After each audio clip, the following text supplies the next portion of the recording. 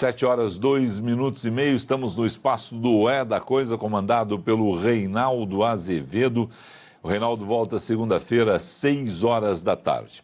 No fim da tarde, o ministro Carlos Lupe anunciou em suas redes sociais que está deixando o governo. Ele teve um encontro no Palácio do Planalto com o presidente Luiz Inácio Lula da Silva e o anúncio foi feito por Carlos Lupe em função da crise, do escândalo, né, da tungada que meteram a mão no dinheiro dos aposentados. Você está vendo no seu vídeo a foto de Volney Queiroz. Ele é o novo ministro da Previdência Social após o pedido de demissão de Carlos Lupe.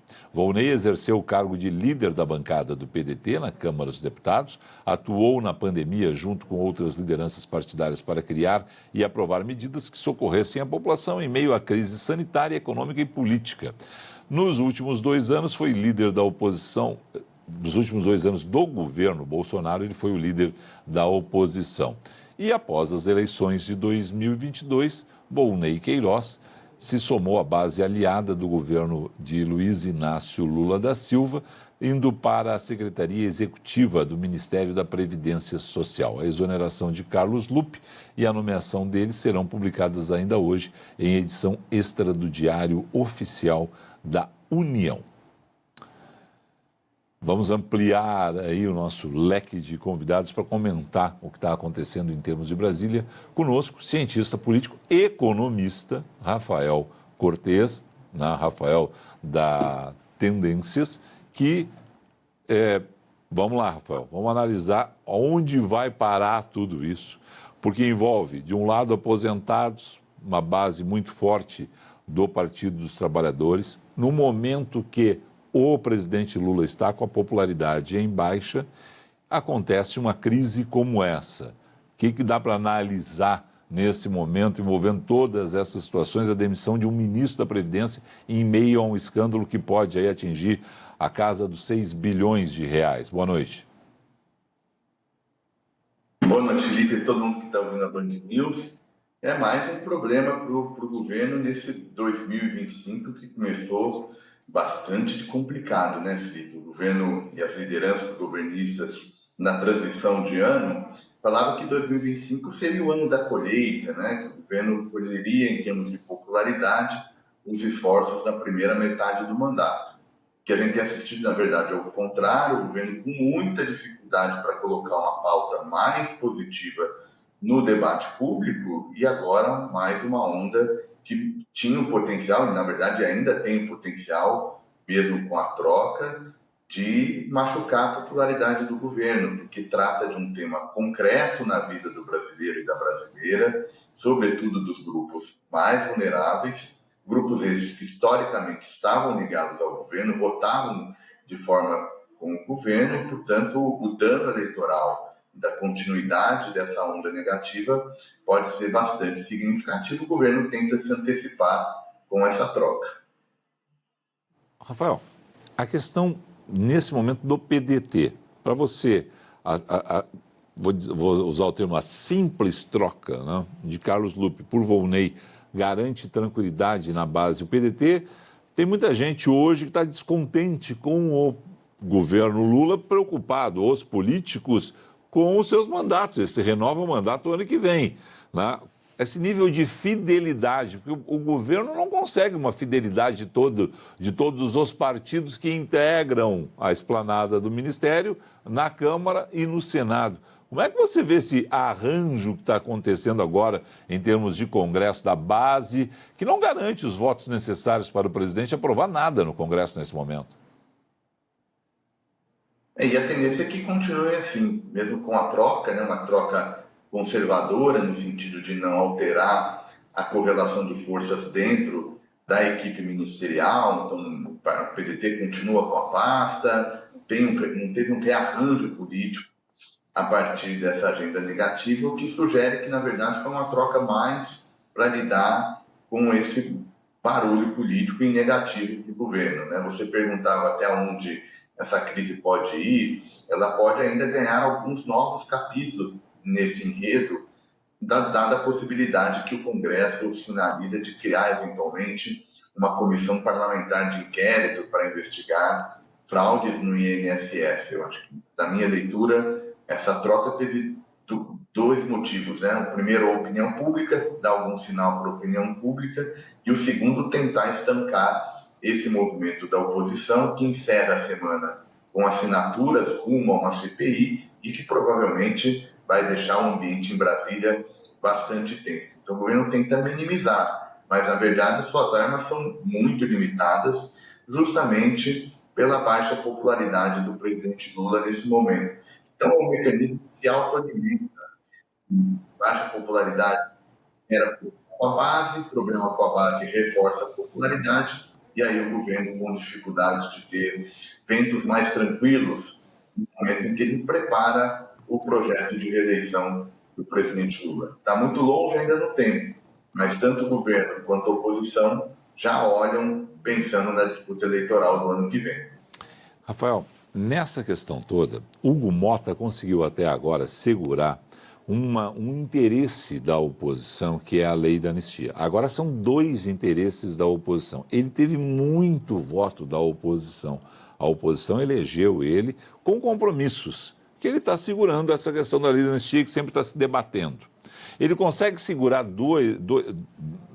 duas situações desse tamanho, né? Ele vai ter que negociar, vai ter que ele vai ter que ceder, né? Porque uma CPI, nesse momento, em um assunto delicado, como aposentados, se a gente não é aposentado, a gente conhece algum aposentado, é aquela situação, né? O pai, a mãe, o tio, alguém que vive de aposentadoria, e a gente sabe das dificuldades das pessoas que vivem exclusivamente da aposentadoria. É um assunto delicado em um ano pré-eleitoral. O Hugo Mota consegue segurar essas duas, porque o outro caminho é uma CPMI, né, que vai ser tentado se ele segurar também a Comissão Parlamentar de Inquérito.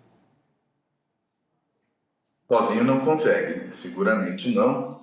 Tanto que ele está na perna dessas barreiras que ele tem tentado fazer para minimizar um pouco o barulho político. Ele teve em diversas reuniões e viagens com o presidente Lula, então, em alguma medida, tem alguma espécie de proximidade política, até porque o Hugo Mota também precisa responder a tarefa de conseguir deixar minimamente normal o processo legislativo, né? Ele que substitui o ex-presidente da Câmara, Arthur Lira, e precisa então criar uma marca, tirar um pouco o Lira da sombra. O fato é que Mota e governo tentaram e tentam algum tipo de negociação, só que agora, diante desses problemas espinhosos, na perna da anistia, vai precisar de algum acordo que envolva os demais poderes para que essa pressão não ganhe volume. E agora o episódio mais recente da crise no INSS, que tem chance sim de eventualmente o governo perder essa batalha, mesmo com essa espécie de boa vontade que o Hugo Mota tem com o governo. Então, de fato, o primeiro semestre não parece ser muito promissor do ponto de vista da agenda legislativa. Então, o desafio vai ser encontrar tanto o governo quanto o Hugo Mota espaço para uma agenda um pouco mais positiva, porque por hora, o que basicamente a gente tem, né? Hoje é 2 de maio de 25, grosso modo a gente falou de anistia até aqui, né? E não mais do que isso. Então tem uma pauta econômica que está parada e agora vem mais um potencial de crise. Não vai ser fácil para o Hugo Mota lidar com essa pressão sozinho, não. Rafael, uma outra situação. O presidente Lula, no Lula 1, viveu uma crise que, se não é semelhante, ela também bateu muito forte, que foi a crise do mensalão.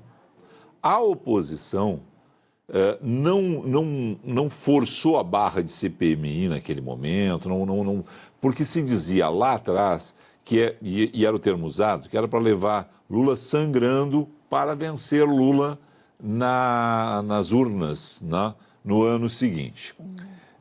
O que aconteceu? Lula conseguiu dar a volta, a economia deu uma volta, ajudou o presidente e ele conseguiu o segundo mandato. A crise do mensalão não foi suficiente para evitar o mandato. O presidente hoje vive uma baixa popularidade. Como é que ele faz? O que pode estar pensando nesse momento o presidente Lula, olhando o ano que vem e a eleição? Tem como dar uma volta? Porque tem essas situações todas, né? A gente está há um ano de definir quem é que vai estar exatamente concorrendo, se Lula vai estar na urna e quem são os candidatos de oposição contra ele, né? É um Lula diferente, né? A gente Sim, imaginar que ele vai conseguir recuperar esse capital político que ele obteve nos 2 primeiros mandatos, acho pouco provável. Então, mesmo lá atrás, como você mencionou, essa estratégia da oposição, de não esticar muito a corda naquele contexto do mensalão, ali estava implícito uma ideia de que, bom, o Lula tinha sido poderoso, mas não era mais o mesmo, e aos poucos ele não teria força para a reeleição. Hoje, na verdade, eu acho que é uma leitura ainda mais grave, porque de saída, em condições de normais de temperatura e pressão, Lula não é tão forte, né? A gente vive um quadro muito polarizado, ou seja, tem dois grupos que têm muita dificuldade de dialogar, preferências muito intensas, né? Então, quem não gosta do governo, não gosta mesmo do governo, né? Então, é um outro cenário ainda mais grave e que, eventualmente, vai gerar aí dilemas para a reeleição. Então, o que me parece aqui, né? O governo precisa encontrar temas que ele apresente para o Congresso, apresente para a sociedade, que se relacione com os mais vulneráveis. Esse é o grande capital político do presidente Lula. Qual que é o problema disso? Tá? O primeiro aprovar essa matéria, né? O governo vai ter um teste importante com a reforma da renda, e o segundo é esse que a gente está comentando aqui com um pouco mais de cuidado. Se a gente olha o debate público, observa o que está mexendo com a política, o que os jornais estão falando, o que as redes sociais estão falando, invariavelmente são temas espinhosos para a atual administração. No momento que o governo ameaçava dar um sinal de tempos mais tranquilos, veio a onda do INSS e pode eventualmente ser o que vai resultar aí num período ainda mais prolongado de dificuldades legislativas para o Planalto. O governo tentou ficar quieto, ver se não mexia nesse tema, mas a realidade acabou imperando e o governo agora faz uma medida para dar algum sinal e tentar estancar esse problema crescente. A última pergunta, Rafael. Você que olha, é claro, para o cenário político, analisa, né, para a tendência do cenário político, mas na questão econômica. O governo não tem previsão legal para fazer uma operação simplesmente de, olha, tira 6 bilhões daqui, se esse for o valor final, né? 6 bilhões daqui, devolve para os aposentados nas suas contas lá. Não tem legalidade para fazer isso. Vai ter que, se for essa a situação, vai ter que pegar e enviar uma lei para o Congresso, vai ter que pegar e criar uma legislação especial para isso. No meio de tudo isso, a gente está com um cenário de inflação, Selic apontando 15, está em 14,25. Qual é, no cenário econômico, a semana que vem, essa crise vai escalar de que jeito na economia? Escala porque, em alguma medida, diante do cenário internacional já muito turbulento, o Brasil acaba ficando mais vulnerável, mais sensível a esses movimentos. Então, qualquer elemento que apareça domesticamente que coloque o Brasil numa posição em desvantagem em relação aos demais emergentes, acaba, né, afetando negativamente essas expectativas.